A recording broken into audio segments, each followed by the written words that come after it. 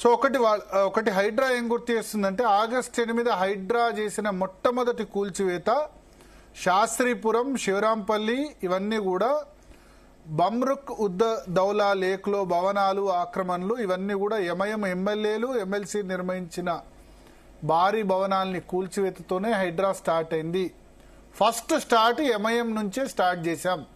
మాకు ఎంఐఎం పట్ల ఎటువంటి సానుకూల వైఖరి లేదు, వాళ్ళ మీద ఎటువంటి ప్రేమ లేదు. అట్లా ఉంటే గనక మొట్టమొదటి కూల్చివేత హైడ్రా కూల్చివేత ఎంఐఎం దగ్గర నుంచి ఎందుకు స్టార్ట్ అవుతుంది అని. ఇది తిమింగళం నాయన, ఫాతిమా తిమింగళం.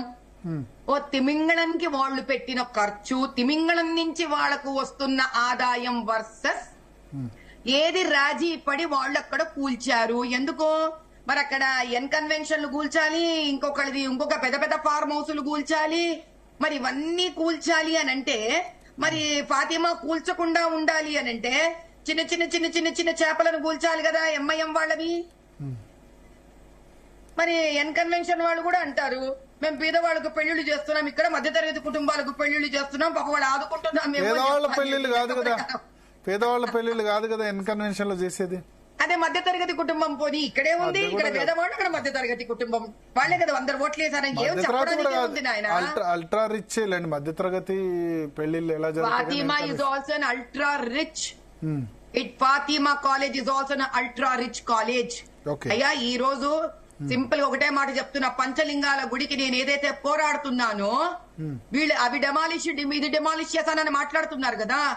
ఈ లెక్క ప్రకారము వీళ్ళు గుళ్ళని గోపురాలని భూములను ఆక్రమించిన ఎంఐఎం దుండగులు, వీళ్ళు చెరువులను కబ్జా చేసి వాళ్ళ స్వార్థం కోసం కాలేజీలు కట్టుకున్న, చెరువులను కబ్జా చేసి ఓవైసీ హాస్పిటల్ కట్టిన, మనము హైడ్రా మీద ఫాతిమా అని మాట్లాడుతున్న ఫాతిమాతో పాటు ఎవరైనా వెనక తిరిగి చూస్తే ఓవైసీ హాస్పిటల్ వెనకాల ఎంత పెద్దది చెరువు ఒక కాలంలో ఉండింది, ఈ రోజు ఆ చెరువు సైజ్ ఎంత అయ్యింది.